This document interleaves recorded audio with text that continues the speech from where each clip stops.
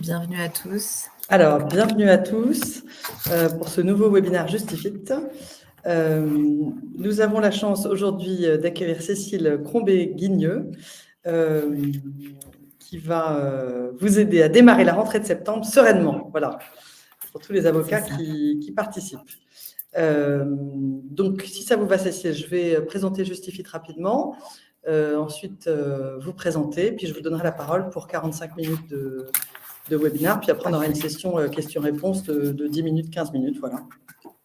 Je me chargerai de relayer, donc pour tous les participants, vous pouvez mettre vos questions sur Insta ou sur le webinaire sur le côté. Dans conversation, je me chargerai de les relayer auprès de Cécile, et si je sais que c'est des sujets qu'on va aborder plus tard, je ne répondrai pas tout de suite parce que je saurai que ça va être abordé par la suite. Alors, je vais commencer par vous présenter Cécile, puis après je parlerai de Justifit. Donc Cécile, vous êtes, on va se tutoyer si ça te va. Oui, avec plaisir. J'ai vu le ton de la présentation très proche et chaleureux, donc on va rester sur ce ton-là si ça te va. Donc Cécile, toi tu es avocate en droit du travail, principalement depuis près de 10 ans. Tu as connu comme beaucoup d'avocats, c'est des retours qu'on a de beaucoup d'avocats, c'est pour ça qu'on a l'idée de monter ce webinaire, la charge mentale, l'épuisement silencieux, et la course après le temps. Et donc, c'est ta pratique du terrain. C'est pour ça qu'on a trouvé ton discours très percutant. Et donc, ta pratique, la tienne et celle des salariés en burn-out que tu accompagnes. De là, tu as créé Avo Déclic, donc des prises de conscience souvent formulées trop tard, donc c'est là-dessus qu'on échangeait, mais qui, quand elles arrivent à temps, permettent de reprendre le contrôle, de poser ses limites, de réinventer sa manière d'exercer avant que plus tard ne devienne trop tard. Voilà. Donc, je vais présenter rapidement Justifit, puis je vais te donner la parole pour répondre à tout ça. Comment faire pour éviter tout ce que tu décrivais. Alors, Justifit existe depuis 10 ans, depuis 2015. Donc, depuis 2015, Justifit accompagne les avocats, est à leur côté pour différentes choses. D'abord, pour développer leur business, puisque nous mettons en contact tous les mois plus de 20 000 justiciables qui ont un problème juridique avec les avocats de notre réseau. Nous avons plus de 2500 avocats. Donc, ça leur permet de développer un nouveau domaine de droit, d'embaucher un collaborateur ou de se mettre à leur compte. Voilà. Donc, d'avoir des nouveaux clients. On les accompagne aussi sur leur communication, puisque Justifit, c'est la possibilité d'avoir une fiche sur notre site qui a tous les mois 1 million de visiteurs uniques et donc d'être visible sur Google. On peut aussi créer pour eux des articles, des vidéos pour mettre en avant leur expertise. Et puis, la troisième chose sur laquelle on accompagne les avocats, c'est sur les aider à optimiser leur temps. Et donc, ça, c'est le sujet dont on va parler aujourd'hui, comment faire pour ce temps qui est si précieux pour les avocats, avec plein d'outils digitaux, donc un outil de paiement en ligne, un outil de création de convention d'honoraires rapide, un outil de gestion de clientèle. Voilà, donc tout ça est fourni par Justifit. Et Justifit, c'est aussi 2 médias. Un média pour les justiciables qui s'appelle justifit.fr, vous pouvez découvrir sur Internet, et un média à destination des avocats, Maîtrise pour Justifit, sur lequel vous pouvez retrouver après ce webinaire le replay et un article qui résumera les points les plus importants. Voilà. Donc, n'hésitez pas si vous avez des questions à me contacter par ailleurs. Donc, Cécile, je vous donne la parole. Je suis ravie de revoir un certain nombre d'avocats qui sont présents, je vois là, qui reviennent souvent pour nos webinaires, qu'on est ravis de retrouver après cet été, en espérant que vous avez pris des vacances. Et puis, notre live Insta, pareil, n'hésitez pas à poser des questions. Cécile, à vous la parole. Super, merci beaucoup. Bon, bienvenue à toutes et à tous. Je suis ravie d'être là aujourd'hui pour aborder ce thème avec vous. Alors, un thème assez parlant pour beaucoup. C'est vrai que fin juin, moi, j'entendais au Palais que voilà, ça irait mieux justement plus tard. Hein, c'est ce que tu disais tout à l'heure.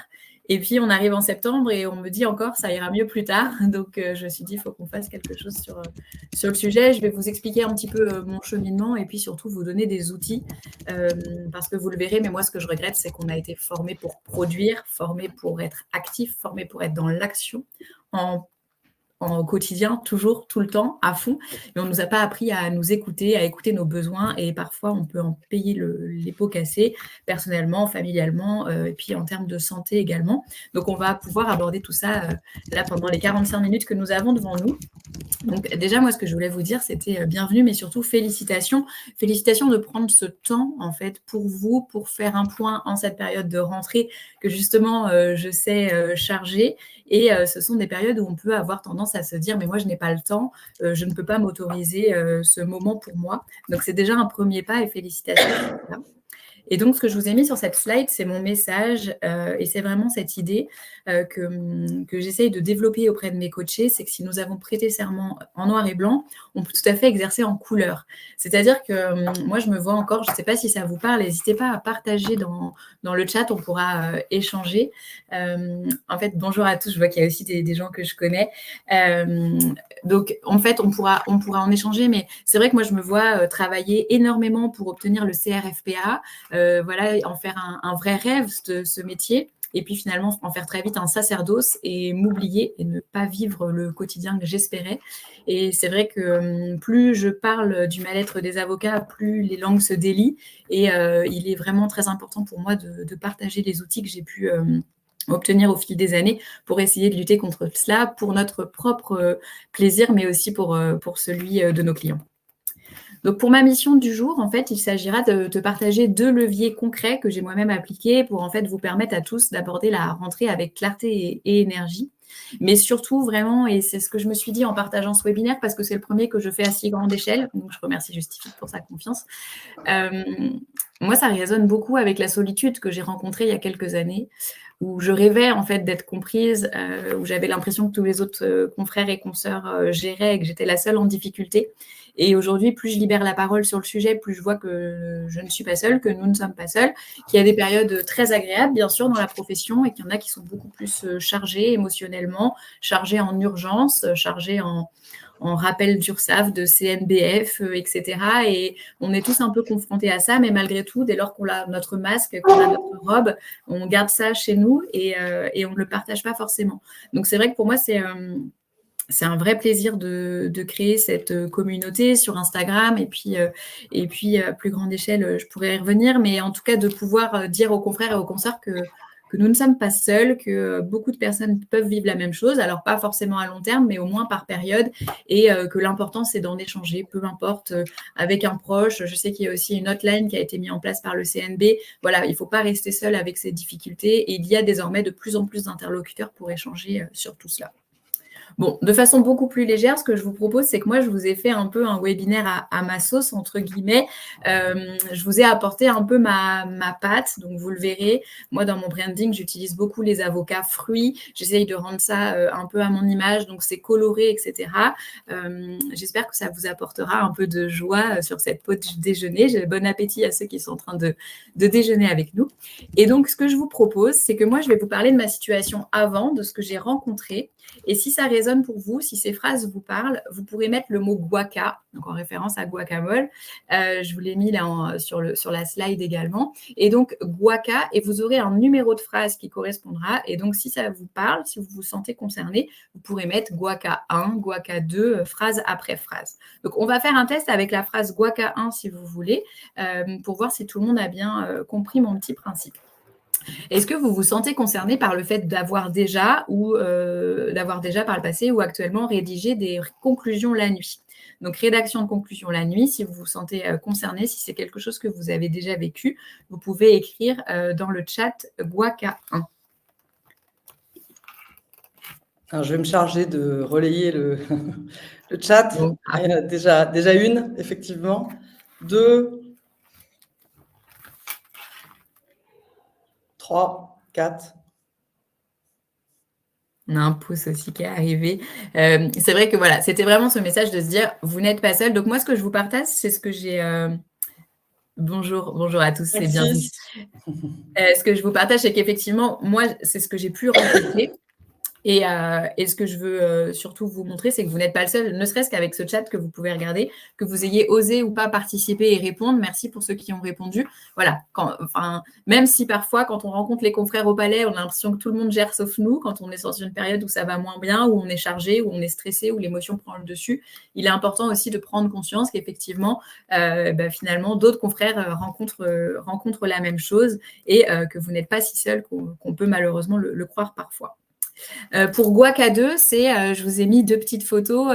C'est un visage qui très vite a été marqué, qui a été différent de ma photo de prestation de serment. Moi, je suis arrivée toute ravie de faire ma prestation de serment, mon petit sourire, ma petite photo. Et très vite, quand j'ai commencé à me regarder dans le miroir, j'ai vu que le métier a très rapidement et plus rapidement que ce que je l'aurais souhaité et ce que j'avais envisagé, tiré sur mon sommeil, sur ma santé et sur aussi l'évolution de ma photo. Alors, je ne sais pas si ça vous parle, mais je sais que j'en parle avec certaines consoeurs et c'est vrai qu'on a une photo qu'on remet au barreau quand on prête serment pour s'inscrire et quand on compare, très rapidement, on peut voir une évolution. Ça, c'est le dossier de Madame Intel, ça, c'est la nuit à conclure. Enfin, vous voyez ce que je veux dire. Donc, si vous êtes concerné, vous pouvez écrire le petit Guaca 2 ou en tout cas si ça résonne pour vous. Pareil, ça continue à résonner. Donc, ce que j'avais constaté moi aussi dans ma pratique, ce sont des journées à présentiel à rallonge, vraiment des journées de présentiel à rallonge. Ça peut être de se dire, de toute façon, c'est inconscient tout ça, mais par exemple de me dire, bon, moi je suis avocate, je suis au cabinet au minimum jusqu'à 19h, 19h30, 20h, et finalement avec le recul, je me dis, mais parfois je restais juste parce qu'un confrère passait me voir au cabinet, et pendant 1 heure, on parlait de notre situation pour dire à quel point on était débordé. Mais parce que psychologiquement, on aurait culpabilisé de rentrer chez nous trop tôt alors qu'on avait du travail. Et vous voyez, c'était toute la limite et de ce qu'on n'avait pas encore conscientisé, en tout cas moi ce que je n'avais pas conscientisé à ce moment-là, et cette difficulté par exemple à partir à 16h30 alors que toutes les urgences sont traitées, parce qu'on le verra, il y a aussi une nécessité de prendre du recul sur la notion d'urgence versus agitation émotionnelle. Mais en tout cas, si ça vous parle, oui, je vois Guaca 3 également, les journées de présentiel à rallonge ou le fait d'avoir fini très tard mais de ne pas s'autoriser à venir plus tard. Alors que c'est vrai qu'on s'est mis à notre compte justement pour ça, objectivement. Souvent, quand on quitte la collaboration, pour ceux qui sont concernés, c'est aussi pour pouvoir gérer notre temps à notre façon. C'est en tout cas l'image qu'on s'en fait. Et très vite, on peut se rendre compte, quand j'en échange avec les confrères, qu'on reproduit ce qu'on a pu connaître en collaboration. Oui, voilà. Alors, on a Amandine qui nous dit à cause de mon boss quand j'étais en collab. Donc, effectivement, c'est pour ça que parfois, ça peut être reproduit inconsciemment quand on s'installe aussi à son compte. Et puis, Guaca 4, si ça vous parle, c'est le fait de jamais faire de réelles coupures. Rentrer le soir, préparer le dîner pour les enfants, le livre du soir et en même temps penser au dossier de Madame Martin qui arrive dans 3 jours, être en train de dîner avec des amis, mais se dire qu'il y a les conclusions à faire demain matin, etc. Donc, vraiment pas de réelle coupure, toujours ce marasme un petit peu et ces choses qui restent en tête et qui nous empêchent de couper réellement et sereinement, en tout cas pour une santé mentale apaisée à long terme. Donc, je vois que ça parle aussi, on a pas mal de Guaca 4.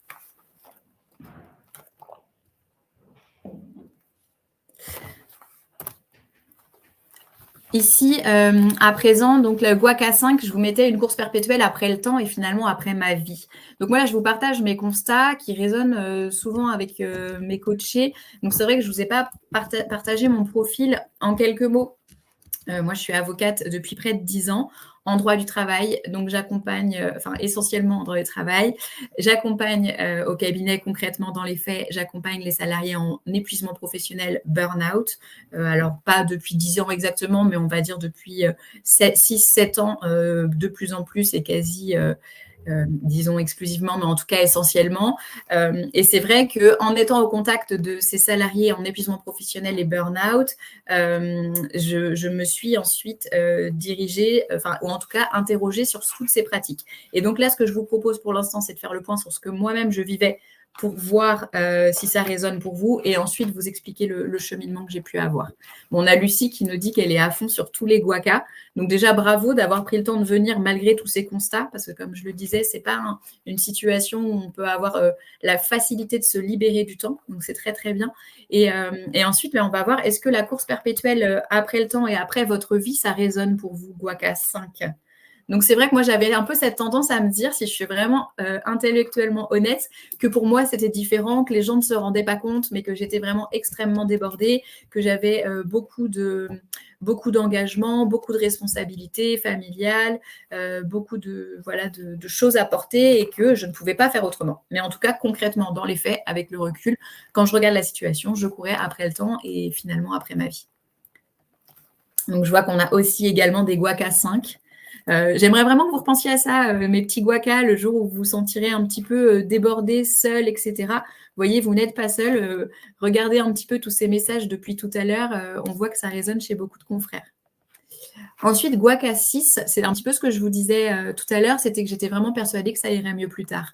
C'est-à-dire qu'à la rentrée, je me disais, bon, allez, je donne tout, je dors moins, mais je récupérerai plus tard. Donc, après le mois de septembre. Ensuite, il y avait tel gros dossier, bon, je récupérerai plus tard. Mais réellement, il y avait telle urgence, tel dossier qui avait attendu pendant ce temps-là. Et c'était assez utopique. Mais c'est vrai que j'avais tendance à me dire ça. Et c'est ce que je vous disais au mois de juin, au Palais, c'est ce que j'entendais encore cette année. C'était de se dire que de toute façon, le mois de juin, c'est toujours comme ça. Le mois de septembre, c'est toujours comme ça aussi, d'ailleurs. Et puis, voilà, ça ira mieux plus tard, on profitera plus tard. Sauf que plus tard, les enfants seront grands. Plus tard, la trésorerie, elle n'ira pas forcément mieux parce qu'il y aura eu un honoraire de résultat, mais on aura à nouveau un rappel de charge. Plus tard, la photo de profil de prestation de serment, elle aura évolué. Etc. Plus tard, le couple n'aura pas pris de temps pour lui et en paiera les conséquences, etc. Mais c'est vrai que j'avais à l'époque, en tout cas, cette vraie vérité de me dire ça ira mieux plus tard. Est-ce que ça résonne, ça, pour vous, le guaca 6? Oui. Alors, je vois, oui, même une réponse où on a 6, 7, 8, 9 directement. Donc, effectivement. Oui, Lydia, bienvenue. Donc, l'idée, c'est que si ça résonne pour vous, vous pouvez mettre guaca et le chiffre. Et le message est surtout de se dire que vous n'êtes pas seul et que souvent, quand on est en difficulté en tant qu'avocat, on est sous notre robe, on ne le partage pas forcément avec les autres. Et c'est vraiment là assez intéressant, si vous remontez le fil, de voir qu'énormément de confrères et consorts se sentent aussi concernés par ces situations. Donc là, je vous ai mis une petite photo d'illustration de ma fille qui a environ 1 mois et puis de moi qui suis en train d'installer mon bureau alors que je suis normalement dispensée d'être présente. Donc là, à ce moment-là, en collaboration. Mais bien sûr, il fallait, je devais, toujours le il faut, je dois, préparer mon bureau et c'était manifestement prioritaire à ce moment-là. Donc voilà, avec le recul, on voit la situation différemment, mais en tout cas, émotionnellement, c'est comme ça que je le vivais à ce moment-là. Guaca 7, c'est l'impression d'être partout et nulle part à la fois. L'impression d'être partout et nulle part à la fois, ça, c'est vraiment aussi des termes qui reviennent, qui sont beaucoup prononcés par mes coachés, de se dire, j'ai l'impression d'être sur tous les fronts, finalement, mais d'être absente partout. Donc, je ne sais pas si c'est une sensation qui peut vous parler et si vous êtes concerné par le guaca 7. Si c'est le cas, vous pouvez commenter également. Et je lis Laurence qui nous dit « Je n'arrive même plus à me dire que ça ira mieux plus tard ». Alors, restez jusqu'à un petit peu plus tard, Laurence, pendant le webinaire. Je vais vous donner des pistes. Et en fait, vraiment, ce qu'il faut intégrer, c'est que ce n'est pas votre faute parce qu'on n'a pas été formé à autre chose. On ne nous a pas dit qu'il y avait d'autres outils. Je ne suis pas sûre que les personnes qui nous formaient le savaient elles-mêmes. Mais vraiment, pour avoir cherché pendant des années, parce que mon histoire personnelle m'interdisait de subir ma vie comme ça plus longuement, il y a des solutions et on peut exercer le métier de façon apaisée et sereine. D'ailleurs, j'ai vu passer quelques coachés que j'accompagne dans les commentaires et qui pourront, je les ai vus passer dans les commentaires et elles pourront vous le confirmer. Donc, guaca 7, oui, je vois que ça parle aussi pour l'impression d'être partout et nulle part à la fois. Le travail dans l'urgence aussi. Le travail dans l'urgence qui peut arriver dans la profession, bien entendu, mais quand je reprends les choses avec recul, qui me fait quand même me dire que parfois l'urgence était devenue un mode de vie. Mon cerveau se mettait un peu en mode sécurité, il fallait être dans l'urgence, il fallait travailler vite. Et puis ce côté aussi travail dans l'urgence fait que je pouvais culpabiliser de consacrer trop de temps à un dossier, de faire les choses tranquillement, plus lentement pour faire finalement des choses de meilleure qualité. Mais en tout cas, sur le moment, c'était compliqué pour moi et j'avais toujours cette tendance à vouloir faire les choses vite et à ne pas m'autoriser de vraies plages horaires, encore moins avec les notifications de mails, d'appels, etc. Et cette difficulté vraiment à m'autoriser un temps serein de travail, apaisé, sans être coupé pendant 2 heures, 3 heures et vraiment me dire je ne travaille pas dans l'urgence, je peux faire les choses de façon sereine et détendue. Ça ne faisait pas partie de mon quotidien à ce moment-là. Guac à 8, je vois que ça parle aussi.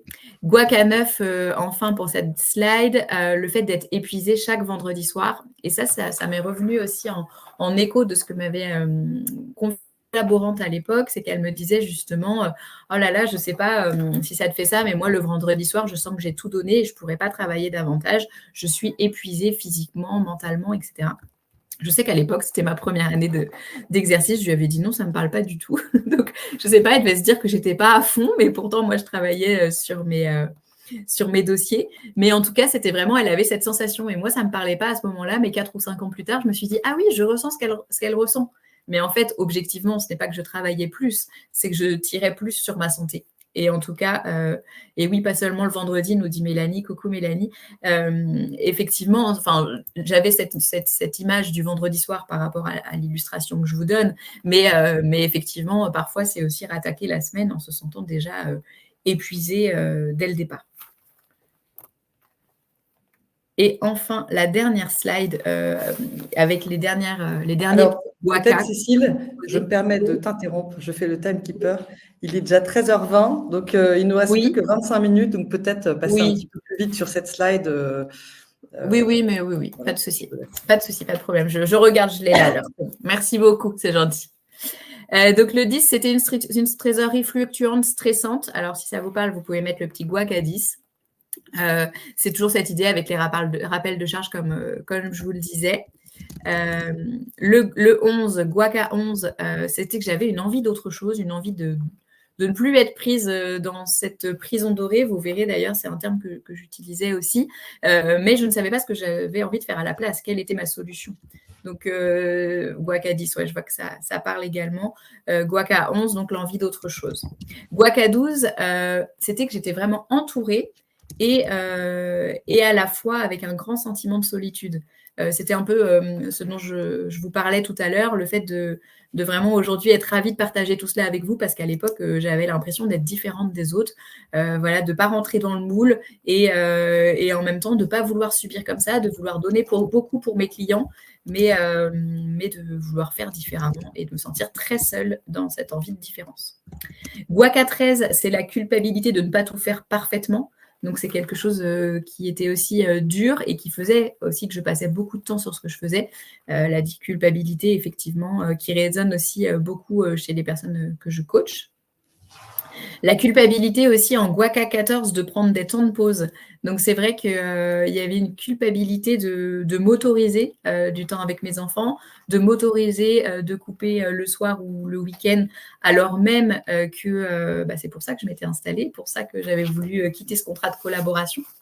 Guac à 15, un sentiment de prison dorée, c'est ce que je vous disais tout à l'heure. Et c'est vrai que la première fois que je me suis fait coacher, moi, c'est le terme que j'avais utilisé. Je me sentais dans cette prison dorée, mais cette prison dorée avec la trésorerie fluctuante. Donc, pas une prison dorée confortable, mais juste une prison dorée de ce statut, de cette profession que j'avais souhaitée, de cette image, de cette dette aussi de charge qu'il faut aller remplir à chaque fois. Et ça, c'est un vrai sujet. Et donc, vraiment ce sentiment d'être emprisonné dans cette prison dorée. Et puis enfin, guac à 16, les relances clients anxiogènes, parce que pour moi, j'avais été formée, en tout cas, ne serait-ce qu'en stage, au fait que ça fasse partie du métier, ce qui, je peux vous le dire dès à présent, n'est pas le cas, ou en tout cas pas le cas selon les pratiques qu'on peut avoir, ce qui n'est plus le cas en tout cas pour moi. Et c'est vrai qu'à l'époque, c'était extrêmement anxiogène. Je ne sais pas si ça résonne pour vous, mais voilà, le moindre mail, le moindre SMS, etc., les moindres appels étaient difficiles à vivre. Donc, je vous ai mis une petite image d'illustration, toujours dans cette idée que je veux beaucoup travailler sur le visuel aussi et que vous vous rappeliez que vous n'êtes pas seul. Donc là, c'était à l'époque où j'utilisais beaucoup Snapchat. Ça devait être avant Instagram et je mettais maman travail et moi, je ne veux pas dormir. Et vous voyez, il est 1h13 du matin, mes conclusions sont sur la table, mon ordinateur et mon bébé dans le pouf, quoi. Donc voilà. Donc, c'est vraiment ce partage pour vous dire surtout que vous n'êtes pas seul, comme je vous le disais. Et donc, je suis avocate en droit du travail et dans le cadre de mon exercice en droit du travail, j'ai développé les AVO-déclics qui ont émergé au fil des années. Donc, les AVO-déclics, c'est le nom que moi j'ai donné aux petites prises de conscience que j'ai eues au fil des confidences de mes clients.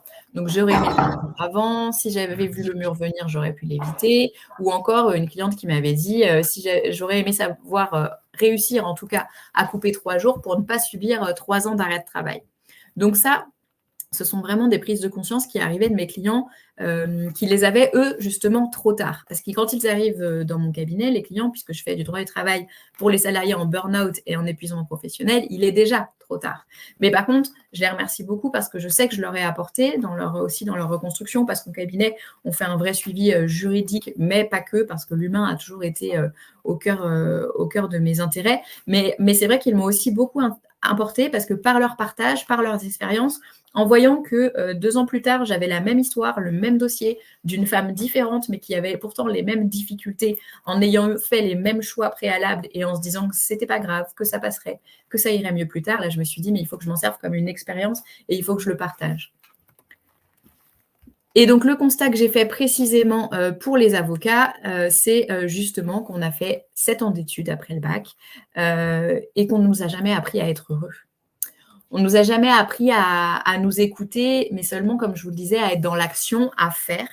Donc moi, je vous ai mis en vert ce que j'avais retenu de ce qu'on m'avait appris et au contraire, en rose barré, ce qu'on ne m'a, à mon sens, pas appris. Alors, vous allez nous dire, il me semble qu'il y a un sondage qui a été mis en place pour voir si ça résonne pour vous. Mais en tout cas, moi, ce que j'ai retenu de ma formation, c'est qu'il fallait être productif, c'est qu'il fallait aller vite, il ne fallait pas faire d'erreurs, il fallait produire, il fallait performer, réussir, plaider pour les autres, mais pas pour nous, oublier nos propres besoins, mais intervenir au soutien des intérêts des autres, travailler dans l'urgence et puis cocher des cases, mais sans jamais avoir appris à les hiérarchiser, ces cases, et à choisir ce qui était plus ou moins urgent. Je ne sais pas si ça, c'est quelque chose qui résonne aussi pour vous dans le cadre de notre formation, mais à titre d'exemple, on nous a appris à passer des épreuves de 5 heures en ayant à peine le temps d'aller aux toilettes ou de manger, où notre cerveau, année après année, s'est façonné de façon à se focus sur le dossier, sur la mission, sur l'action, sur le faire, mais en oubliant réellement de s'écouter. Et à l'inverse, sur les mots que j'ai barrés, il y a justement le fait de s'écouter, d'accueillir nos émotions, de nous préserver, de poser nos limites, de vivre en conscience ou encore d'incarner ce qui nous anime. Mais ça, de manière générale, c'est assez sociétal en France puisque dès tout petit, dès tout jeune, le système scolaire ne nous prépare pas à cela. Et à l'inverse, on va plutôt souligner nos erreurs en rouge. Donc, c'est quelque chose qu'en adulte, on va encore reproduire envers nous-mêmes. Alors, pour les résultats, Cécile, oui. Donc, oui.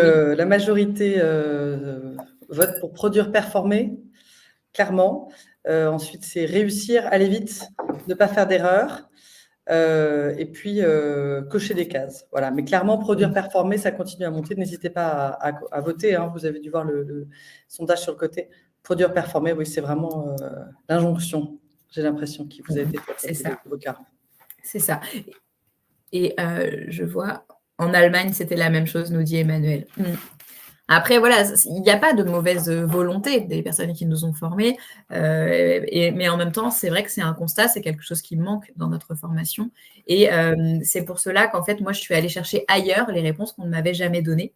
Et j'ai notamment complété mon parcours d'avocat avec de nombreuses formations. Moi, j'ai commencé en 2017, nombreuses formations en développement personnel. Donc, je vous ai mis analyse transactionnelle, PNL, Ennéagramme, savoir dire non, poser ses limites, l'intelligence émotionnelle, etc. Et puis ensuite, dans un second temps, pour pouvoir le partager, j'ai passé un diplôme de master coach à l'Institut de coaching international de Genève. Et je voyais que la question avait été posée. Oui, voilà. De quel est le statut juridique j'allais vous la poser à la fin. C'est ça. Comment est-ce qu'on peut être à la fois avocat et coach ? Voilà, tout est en règle, soyez rassurés, mon ordre est informé. Et en fait, on peut avoir une activité connexe dès lors que celle-ci est en lien avec notre activité et qu'elle a vocation à aider soit nos clients, soit nos confrères. Et donc, aujourd'hui, moi, j'ai décidé, au départ, j'accompagnais plutôt des personnes qui étaient dans la cible de mes clients en coaching et des consoeurs sont venues à moi, que je remercie, qui sont justement ici aujourd'hui. Et donc, j'ai décidé de me consacrer davantage aux avocats parce que ça résonnait vraiment avec ce que moi-même j'avais vécu et ça répond aux problématiques que j'ai eues à l'époque et face auxquelles j'aurais voulu avoir moi-même ces solutions. Donc, j'ai décidé à présent de me consacrer aux confrères et aux consoeurs. Mais en tout cas, effectivement, il faut avoir voilà, le statut, le diplôme, la formation, la légitimité et ensuite faire une déclaration à son ordre pour pouvoir exercer l'activité de coaching. Donc, concrètement, moi, j'ai été confrontée aussi au fait, dans le cadre de ces recherches, et c'est pour ça que je vous dis, ça fait environ 7 ans que j'ai fait ces formations, à une réalité, c'est que de base, ces outils ne sont pas adaptés à notre profession d'avocat. C'est-à-dire qu'on va nous partager un outil de gestion du temps X additionné à un outil pour poser ses limites Y, mais malheureusement, c'était pas inné de l'appliquer à notre profession. On a une profession très particulière qui a quand même une réalité dans l'urgence, une réalité d'impératif client, de relance client, d'enjeux humains lourds aussi. Et donc, c'est pour ça que formation après formation, moi, j'ai un petit peu fait ma récolte, entre guillemets, pour ensuite vraiment en faire quelque chose d'applicable. Alors, au départ, je ne vous le cache pas, exclusivement pour moi, pour chercher des solutions, justement, et puis ensuite que je partage aujourd'hui. Mais c'est pour ça que je me suis partie du avant de ce que j'ai vécu vers le après et la situation pour vous amener vers mes partages d'outils, parce que justement, ce que je partage, finalement, c'est ce que j'ai mis en place pour moi-même. Et donc, le après, et c'est ici que voilà, je voudrais savoir ce qui résonne le plus pour vous et ce dont vous avez le plus besoin. Je crois qu'un sondage est prévu également. Le après, et ce que j'ai pu obtenir, c'est une meilleure gestion du temps, de vrais congés. Alors, c'est ça que je sais que c'est un vrai sujet, surtout là, au 26 août. Beaucoup de confrères réagissent, même je vois sur LinkedIn, sur Instagram, etc., en disant, mais c'est pas possible de couper, etc. Donc là, je vous ai mis un message que j'ai reçu hier d'une coachée. On pourra en attester pour certaines dans les commentaires, où elle me dit, j'ai pas ouvert mon ordi depuis le 9 août, je n'ai pas fait ça depuis 4 ans que je suis à mon compte. J'ai passé des vraies vacances à profiter du moment présent avec famille et amis. Donc, concrètement, c'est possible. C'est juste que vous le verrez tout à l'heure, mais en gros, dans le cadre de notre formation, on ne nous a jamais dit que c'était possible. À l'inverse, on nous a même plutôt dit, si vous partez à 17h, ça veut dire que vous prenez votre après-midi. On nous a dit qu'il faudrait s'investir énormément parce qu'en même temps, je ne sais pas vous, mais c'est vrai que dans le cadre des stages, dans le cadre de la collaboration, on a aussi cette envie de s'investir pour se former parce qu'on se ferme aussi sur le terrain. Mais malgré tout, s'ajoute à cela ensuite nos enjeux familiaux, le fait que voilà, on vieillisse, entre guillemets, on ait d'autres projets, d'autres priorités. Et là, il y a un gap qui se forme et entre les deux, on n'est plus formé pour évoluer entre la jeune étudiante très investie, qui travaille tard le soir et sa formation, et c'est pas très grave si elle rentre une demi-heure plus tard, versus, par exemple, pour les personnes concernées, la maman qui a des enjeux familiaux importants, personnels, qui a du mal à se libérer du temps pour elle et qui essaye de faire, pourtant, avec cette identité qu'elle a conservée de jeune étudiante et de fonctionnement, en tout cas, de jeune étudiante. Donc, il y avait également dans l'évolution de ma situation, quand j'ai fait un peu le point, c'est la fin du présentiel, arrêter de rester au cabinet coûte que coûte alors qu'il n'y a plus d'urgence et que tout est traité pour la semaine, par exemple. Parce que c'est un vrai sujet, ça aussi, la to-do list du vendredi qui nous stresse énormément, mais qui, 2 semaines plus tard, ne sera toujours pas finie. Mais pourtant, elle ne nous permet pas de partir sereinement en vacances ou en week-end le vendredi soir. Pourtant, parfois, on se rend compte que des choses qui étaient écrites dessus et qui nous semblaient impératives le vendredi soir à 18h et nous stressaient et nous en font rester plus tard, mais ne nous ont pas permis de tout faire, on se rend compte que finalement, 15 jours plus tard, c'est encore parfois sur notre to-do list. Et ça, justement, je vais vous donner un outil pour reprendre la main là-dessus. Il y a également la joie de moments en famille, en conscience. Je vous faisais justement la petite illustration avec le livre qu'on va pouvoir lire aux enfants en pensant au dossier. Donc, c'est vrai que pouvoir prendre du recul sur son identité et appliquer les outils que je vais vous partager, ça permet aussi justement d'avancer en conscience avec sa famille et ses amis. Avoir du temps pour prendre soin de soi et de sa santé, et puis enfin retrouver la joie de porter la robe au quotidien. Alors je vais afficher les résultats. Voilà, je te laisse commenter. Alors moi, je ne les vois pas. Alors, retrouver la joie de porter la robe, une meilleure gestion du temps et la joie de moments en famille et en conscience. On va dire que c'est ceux qui ont été le plus plébiscités. Puis après, on a le temps pour soi et de vrais congés. Ok. Voilà. Ok, bon, tout est possible. Si ça apparaît ici, c'est que c'est possible. Maintenant, je vous explique comment. Donc, moi, juste pour mon après, rapidement, je suis passée donc de cette femme débordée, seule, vraiment en détresse. C'était les mots que j'utilisais. Je me sentais vraiment en détresse.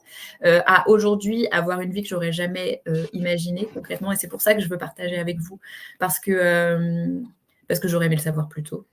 parce que mes enfants ont 4 et 9 ans et que si je l'avais su plus tôt, j'aurais encore plus profité d'eux comme je le fais aujourd'hui. Mais en tout cas, juste rapidement, donc CCG à Vaugeois, c'est mon cabinet en droit du travail pour permettre justement aux salariés en épuisement professionnel, burn-out, de retrouver de la joie dans leur exercice, dans leur vie, etc. À vos déclics, c'est le coaching. Instagram, pourquoi? Parce que je partage sur Instagram un petit peu justement sur le compte Cécile Crombé-Guigneux mes positions, ma vérité, etc. Je commence tout juste sur LinkedIn, j'en suis à 2 posts, mais bon, ça me prend aussi un peu de temps. Tout ça pour vous dire qu'en tout cas, c'est juste un petit visuel pour vous montrer que quand on organise sa semaine, quand on prend du recul sur sa gestion, tout est possible, puisque j'ai même créé le podcast avec mes enfants, Les Petits Déclics. Ça faisait des années que ma fille est rentrée en petite section. Je voulais écrire un livre avec elle. J'avais ça en tête parce qu'avec la classe, ils avaient écrit un livre. Ça me semblait impossible. C'était dans ma liste de maman parfaite qui veut tout faire et qui court partout et qui est partout et nulle part. Et aujourd'hui, depuis quelques mois, là, on a commencé Les Petits Déclics. Donc, c'est un podcast familial où mes enfants racontent une histoire aux enfants pour partager les outils justement de développement personnel. Et ensuite, moi, je fais un épisode à destination des adultes sur le même thème. Mais en tout cas, tout ça pour vous dire qu'aujourd'hui, j'arrive à mettre tout ça dans mon agenda et à être beaucoup plus sereine. Alors, l'intérêt de tout cela, c'est d'avoir 2 prises de conscience aujourd'hui. Et vous le verrez, on nous a appris à être formés pendant des heures, à prendre des notes pendant des heures. Moi, ce que je veux aujourd'hui, c'est vous transmettre 2 prises de conscience. Si vous repartez ne serait-ce qu'avec ces 2 prises de conscience, outre le fait de conscientiser que ce n'est pas de votre faute, que vous avez été formé ainsi et que c'est un travail aujourd'hui à faire de reconstruction, vous aurez déjà des choses très, très précieuses dans votre besace, entre guillemets, pour faire bouger les choses. La prise de conscience numéro 1, c'est que dans notre métier, tout semble urgent et tout semble important. Mais tout ne l'est pas. C'est-à-dire qu'en fait, on m'avait notamment, moi, formée en me disant distingue ce qui est urgent et important et ce qui est non urgent, non important, etc. Donc moi, je faisais ça, j'avais ma petite matrice, etc. J'appliquais. Sauf qu'en fait, dans la réalité, on ne m'avait jamais appris à distinguer l'urgence. C'est-à-dire que tout était urgent. Quand j'étais à la fac, tout était urgent. Les examens étaient 2 semaines après Noël. Il fallait, quand on était en stage, remettre les conclusions au plus vite, etc. Tout était toujours urgent. Et un jour, on se retrouve avec notre propre cabinet et on n'a jamais appris à distinguer cette urgence. C'est-à-dire qu'on peut la mettre dans des cases, mais si de base, on n'a pas l'outil pour la distinguer, c'est compliqué. Donc, ce que je vous invite plutôt à faire aujourd'hui, c'est d'apprendre à distinguer une urgence qui va être factuelle, c'est-à-dire dans les faits, d'une agitation émotionnelle. C'est-à-dire que si dans une même journée, vous recevez un mail, un appel client, une relance, un courrier d'un confrère, un appel client à 18h30, un nouveau client, un nouveau dossier, etc., tout ne peut pas objectivement, factuellement être urgent.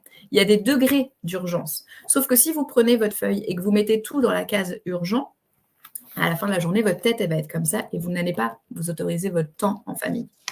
Par contre, si vous prenez du recul et que vous arrivez à distinguer l'urgence factuelle, c'est-à-dire demain matin, 9h, j'ai une audience, ce soir, il y a une prescription, etc. Là, factuellement, effectivement, il y a une urgence. Si vous la distinguez de l'agitation émotionnelle, c'est Madame Martin qui vous appelle pour la 10e fois et qui vous dit que son dossier est urgent. Et commercialement, vous vous dites, il faut que je fasse le dossier de Madame Martin. Sauf que Madame Martin n'a ni prescription, ni enjeu humain. Et en fait, elle souhaite simplement X choses, mais qui peut attendre une semaine. Mais en fait, c'est votre rôle et votre posture d'avocat de prendre ce recul, mais qu'on a du mal à prendre quand on est dans ses émotions, pour se dire, OK, est-ce que c'est une urgence factuelle ou est-ce qu'on est sur une agitation émotionnelle? Et je vais vous donner un outil juste après pour faire la distinction. En guise d'illustration, c'est une photo de ma chambre de maternité pour mon aîné, où j'ai été hospitalisée 1 mois et demi avant d'accoucher, avec des risques d'accouchement, et j'étais en train de conclure. Donc aujourd'hui, c'est quelque chose qui ne fait plus partie de mon cadre de référence, mais qui me semblait normal à l'époque, d'autant que dans le cabinet où j'étais, l'associée m'avait dit qu'elle avait elle-même fait ça. Donc moi, ça m'était déjà rentré en tête 6 mois plus tôt quand elle avait appris ma grossesse, en me disant, tu sais, moi j'avais travaillé même à l'hôpital, etc. Donc moi, dans mon cadre de référence, c'était normal. Aujourd'hui, ça ne l'est plus du tout, et je vous l'ai mis justement toujours pour ce côté visuel, parce que quand je suis retrouvée sur cette archive, je me suis rendu compte que j'avais une vraie difficulté, effectivement, à distinguer urgence factuelle de agitation émotionnelle. Donc, l'urgence factuelle, ça va vraiment être le fait qu'il y ait une date limite, une audience, un danger pour le client, un enjeu humain. il faut vraiment que ça ait un impact concret si vous reportez cette action et ça doit être traité maintenant. Donc là, on est sur une urgence factuelle. Donc on est vraiment sur des éléments concrets, datés, dont l'impact sera important s'ils sont ignorés, versus l'agitation émotionnelle, c'est la peur, l'envie de faire plaisir, la peur de perdre le client, l'envie de tout faire. Et là, ça va être la culpabilité ou la pression interne qui va nous faire agir. Et ça peut être, dans les faits, réellement cadré, différé, refusé. C'est-à-dire que cette posture qu'on prend au soutien des intérêts de notre client, il s'agit ici de les prendre au soutien de nos propres intérêts, de notre santé, de notre famille et de notre propre bien-être. Et de dire, mais attends, mais je suis avocat, je suis chef d'entreprise de mon propre cabinet, et dans ma posture de chef d'entreprise, ben en fait, je fais attention à distinguer urgence factuelle d'agitation émotionnelle. Et là, concrètement, je suis en train de subir les émotions d'X ou Y, ou je suis en train de subir mon driver, mais en tout cas, pour faire simple, disons, ce qui m'a été appris quand j'étais petit, fais plaisir à la dame, sois gentil, etc. Je suis en train de l'appliquer ici et de le subir au quotidien. Concrètement, comment on fait ? Alors, moi, ce que j'ai mis en place, c'est ma méthode AVO. Donc, AVO en 3 lettres pour avocat. Donc, c'est alerte, valeur et origine. Donc, si vous gardez ces 3 lettres, ça vous permettra, en tout cas, au départ, d'appliquer cette distinction entre agitation émotionnelle et urgence factuelle de façon plus simple. Parce que là, aujourd'hui, voilà, je vous donne une première prise de conscience. Prendre conscience, en tout cas, de la situation, c'est déjà en sortir. C'est déjà un premier pas. Mais ensuite, il va falloir avancer petit pas à petit pas pour ne plus reproduire ce que vous faisiez jusqu'alors. Donc, la méthode AVO, alerte, valeur, origine. Et donc, tout d'abord, le A, l'alerte. Donc, les questions clés à vous poser, vous pourrez revenir sur le support ensuite au départ quand vous serez confronté à cette situation. Question clé, c'est est-ce que j'ai été alerté par un fait objectif ? Est-ce qu'il y a une audience ? Est-ce qu'il y a une date limite ? Est-ce qu'il y a une urgence impérative vu client ? Si c'est oui, donc réponse verte. Est-ce que j'ai été alertée par un ressenti plus subjectif ? Est-ce que c'est ma volonté de finir ma to-do list ? Est-ce qu'il y a une pression qui a été mise par un tiers ou par moi-même ? Est-ce que vraiment je m'en rajoute, mais objectivement, ça peut attendre la semaine prochaine ? Oui, la réponse est jaune. Et vous verrez à la fin, en fait, essayez peut-être là, à l'instant T de l'appliquer à une situation ou à un dossier que vous avez en tête pour voir si ça résonne. Et effectivement, entre vert et jaune, on pourra faire le point à la fin. Donc, voyez si là, ça résonne plus vert ou jaune. Pour la première lettre, c'est le A de alerte. Alors, on a une avocate qui intervient en disant « ou si on ne peut pas demander un renvoi au tribunal avec un confrère », effectivement. Voilà. Donc là, on est sur du factuel, concrètement, factuellement, en sachant malgré tout que l'idée, quand on réintègre sa posture d'avocat pour soi-même, de chef d'entreprise, je défends mes propres intérêts avant tout pour pouvoir être apte à défendre ceux des autres, on n'a pas non plus la même posture et la même attitude face à un confrère qui va refuser le renvoi, etc. On va peut-être aussi avoir plus la force que l'on n'a peut-être plus au quotidien quand on est un peu sous l'eau, entre guillemets. Le V donc de valeur, c'est cette action que je pense actuellement indispensable. Est-ce qu'elle a une valeur réelle pour mon activité, pour mes priorités, pour mes objectifs ? Est-ce qu'il y a un réel impact juridique, financier, humain, etc. Est-ce que vraiment ça m'apporte par rapport à mes envies et à là où je veux aller ? C'est-à-dire, est-ce que ce dossier que j'ai peur de perdre, il est vraiment parce que c'est un nouveau dossier et qu'il faut que je le prenne en urgence et que le client me pose ses conditions ? Est-ce qu'il est vraiment en accord avec qui je veux être, avec l'avocat que je veux être, oui ou non. Donc, même chose, vert ou jaune. Et cette action, aura-t-elle un impact vital, grave, dangereux ou menaçant si je réalise 24 heures plus tard ou après mes congés, mon week-end, etc. Donc, la même chose. Est-ce que si le confrère refuse le renvoi et je ne conclus pas, ça va avoir un impact grave, vital ou menaçant ou dangereux pour mes clients ? Oui, là, en conscience, je travaille, mais ça ne doit pas se reproduire tous les jours quand on applique la méthode AVO. Ça ne fait plus partie d'un quotidien où on va éteindre les incendies les uns après les autres. Là, aujourd'hui, il ne s'agit pas d'éteindre les incendies, il s'agit de maîtriser un incendie, mais de prendre du recul, surtout émotionnel, en fait, sur notre situation et sur notre quotidien. Et ensuite, le O de origine, pour l'origine de mon stress est-elle externe à moi ? Est-ce que c'est un cadre légal, une deadline, un client en réel danger ? Ou au contraire, est-ce qu'elle est interne? Est-ce que c'est ma peur de mal faire, de mal faire? Est-ce que c'est ma volonté de tout gérer, ma peur de décevoir, ma peur de la vie client, de la réaction du juge, etc. Donc, à chaque fois, vous avez normalement vos petites réponses en vert ou en jaune. Et donc, pour reprendre la main, avec cet outil, si vous avez 4 réponses vertes, effectivement, c'est probablement une vraie urgence, si vous avez répondu oui à chaque fois. Donc là, il va falloir agir avec lucidité et efficacité, poser un cadre, fixer une priorité et mobiliser son énergie uniquement là où elle est vraiment utile. Si vous avez 2 réponses jaunes ou plus, c'est plutôt une agitation émotionnelle ou une pression que vous vous générez à vous-même. Même si l'enjeu est réel, et ça, je ne le remets pas en cause, vous pouvez retrouver justement votre posture, votre souveraineté et éviter de subir et revenir vraiment dans une posture d'avocate, de chef d'entreprise aligné ou d'avocat, parce que je voyais qu'aujourd'hui, on avait des hommes d'inscrits au webinaire et ça, c'est top parce que jusqu'à présent, j'avais toujours que des femmes. Donc, deux leviers immédiats dans une telle situation. Mettre un mot sur ce qui vous agite. Est-ce que c'est la peur de mal faire? Est-ce que c'est le besoin d'être aimé? Est-ce que c'est une urgence imaginaire? Parce que déjà, nommer, c'est désamorcer, c'est ce que je vous disais tout à l'heure. Déjà, prendre conscience de la situation, c'est en sortir. Et en fait, l'idée, c'est de se dire quelle est la seule chose utile et concrète que je puisse faire maintenant. Le reste peut attendre, peut être cadré, peut être décalé ou peut être refusé. C'est-à-dire que si j'ai une urgence dans un dossier, ça ne veut pas forcément dire que je dois le reconclure de A à Z. Ça veut dire que je vais aller parce que je suis reposée, parce que j'ai pris du recul, parce que j'ai appliqué la méthode AVO, je vais aller faire ce pas de côté qui va me permettre consciemment de choisir ce que je fais ou ce que je ne fais pas. Et donc, ce que je vous mettais, c'est ton pouvoir commence là où tu dis oui consciemment et surtout là où tu oses dire non. Et en fait, l'idée, c'est vraiment ça. C'est pas parce qu'on va ressentir une urgence qu'elle est réelle. Notre cerveau, il a vraiment été habitué et vraiment, on est sur les formations que j'ai eues plus sur le côté neurologique, etc., où notre cerveau, il a été habitué à travailler dans l'urgence perpétuelle, à se mettre en sécurité perpétuelle. Donc, on va pas développer le cerveau ici, mais en tout cas, l'idée que je voudrais que vous reteniez aujourd'hui, c'est que la seule véritable urgence, c'est de vivre maintenant et pleinement. Et c'est vrai que notre quotidien d'avocat nous le fait parfois oublier. Et ensuite, la prise de conscience numéro 2 que je voulais vous transmettre, c'était de conscientiser vos pensées et l'identité que vous souhaitez incarner. Alors, pourquoi, comment? Parce qu'en fait, tes pensées, elles vont entraîner ton identité, ton identité entraîner tes comportements, et tes comportements vont entraîner tes résultats, qui vont même renforcer tes pensées. Un exemple.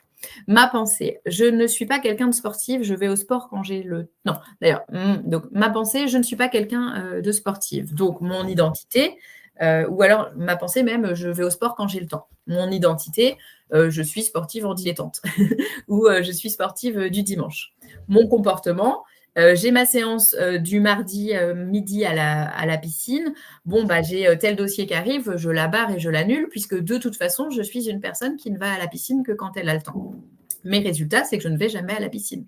Je ne vais jamais à la piscine renforce mes pensées qui sont, de toute façon, moi, je n'ai pas le temps d'aller à la piscine. Vous voyez cette notion de vos pensées qui vont entraîner votre identité, votre comportement, vos résultats. Eh bien, c'est la même chose dans votre posture d'avocat. Vos pensées, si elles sont « je suis un avocat débordé, je suis sous l'eau et je vais faire face ». Votre identité, vous avez une identité d'avocat débordé. Vous avez une identité d'avocat qui se sent inférieur à ses confrères, par exemple. Vos comportements, vous allez brader vos honoraires parce que vous vous sentez inférieur aux autres avocats, par exemple. Et résultat, vous allez être en difficulté financière. Donc, vos résultats vont renforcer vos pensées. Vous voyez? Donc, c'est toujours à chaque fois ce cycle. Donc là, ce que je voudrais aujourd'hui, c'est que vous pensiez à ce que vous pensez être, parce qu'en fait, c'est ça qui va déterminer qui vous êtes. Donc, j'ai fait un podcast sur le sujet, mais en gros, l'idée, c'est vraiment d'aller travailler la piste de départ. Et je vous ai mis un petit drapeau. C'est justement le point de départ, ce sont vos pensées. Et en allant travailler sur vos pensées, vous allez pouvoir travailler sur votre identité. Et ensuite, nous, ce qu'on travaille plus en coaching, mais c'est d'aller travailler sur cette identité d'avocat serein et apaisé. Et ça va partir de vos pensées. C'est-à-dire qu'à partir d'aujourd'hui, c'est de se dire, moi, j'ai 2 prises de conscience désormais. Je suis un avocat qui apprend à distinguer urgence factuelle et agitation émotionnelle. Donc aujourd'hui, votre identité, elle peut évoluer. Vos comportements vont évoluer avec cela et vos résultats vont en découler et vont renforcer vos pensées. Et plus vous allez le faire, plus ça va être un cercle vertueux. Même chose avec cette prise de conscience numéro 2. Vos pensées sont moi, je suis un avocat qui veut travailler son identité et désormais, dans mon identité, je suis un avocat et un papa ou une maman serein. Eh bien, donc, ça devient votre nouvelle identité. Vos comportements vont en découler. C'est-à-dire que désormais, vous allez mettre comme impératif que le jeudi à 16h30, vous êtes devant l'école alors que vous ne saviez même pas que c'était possible d'être à 16h30 devant l'école et qu'il existait des gens à 16h30 devant l'école. Eh bien, vous allez obtenir ce résultat parce que vous allez bloquer cette plage horaire sur votre planning et ça va renforcer vos pensées, etc. Donc, ce que tu penses nourrit ce que tu crois être. Qui tu crois être détermine ce que tu fais et donc ce que tu vis.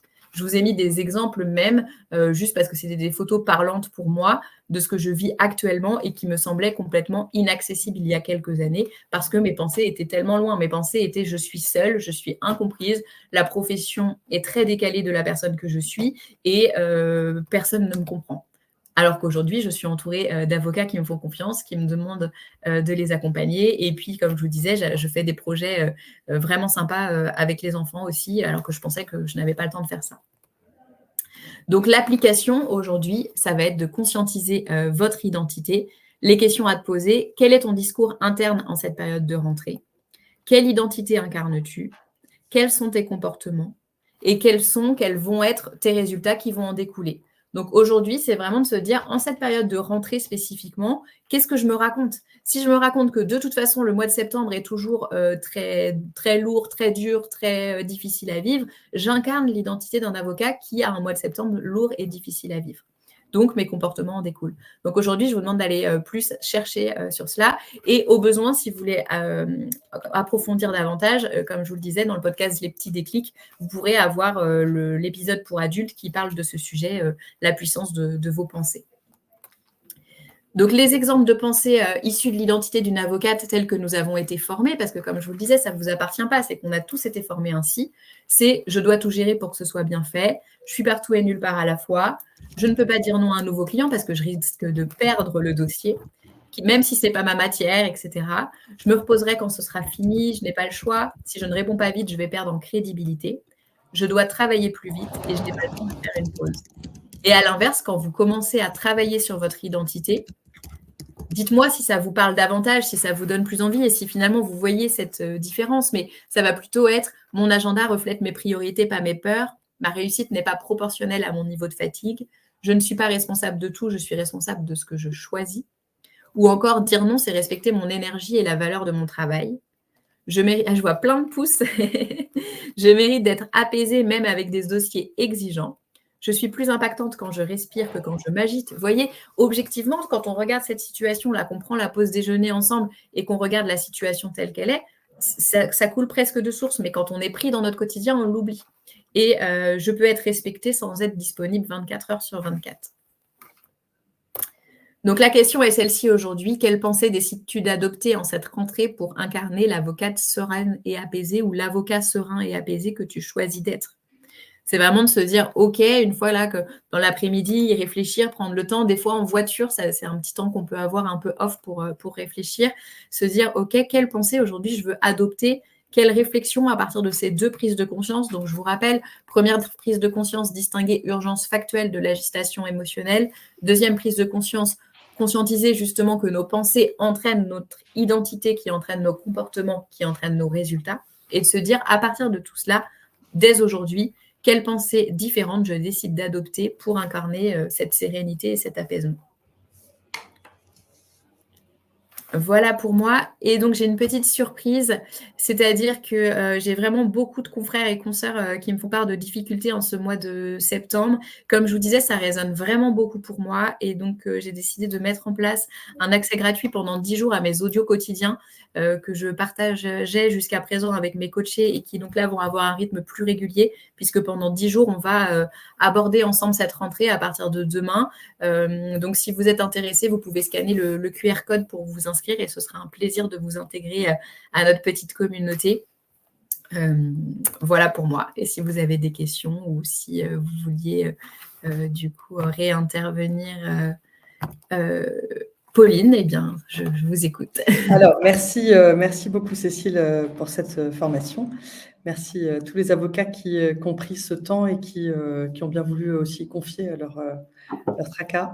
Pas d'inquiétude pour le QR code, on va vous envoyer, tous les participants vont recevoir enfin si ça te va Cécile, on va vous envoyer un article avec le lien vers le replay de ce webinaire et un article résumant qui seront sur notre média Maîtrise. J'ai mis le lien sur la conversation et on pourra ajouter le lien, le QR code, si ça te va, Cécile? Super. Oui, très bien. Comme ça, merci, oui.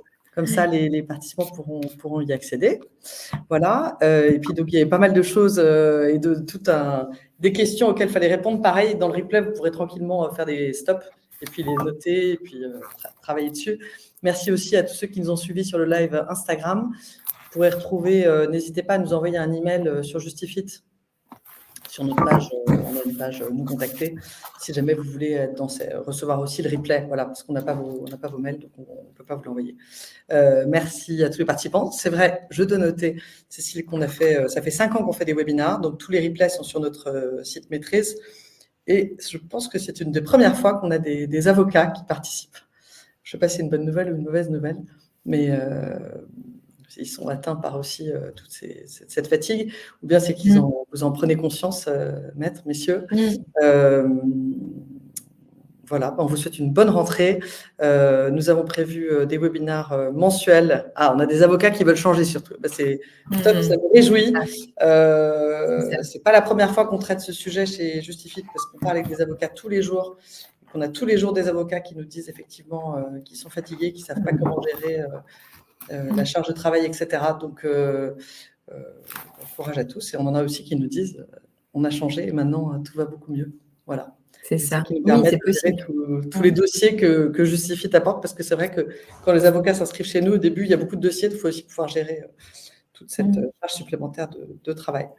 Merci Cécile d'avoir pris le temps. Merci aux participants. Merci à ceux qui nous suivent sur Instagram. Et à très bientôt pour un prochain webinaire. Au revoir. Merci. N'hésitez pas à donner votre avis quand ça va se fermer. On va vous demander votre avis. Dites-nous sur quel sujet vous aimeriez des prochains webinaires. Voilà. C'est comme ça qu'on détermine les sujets. Merci. Merci à tous. Au revoir. Prenez soin de vous.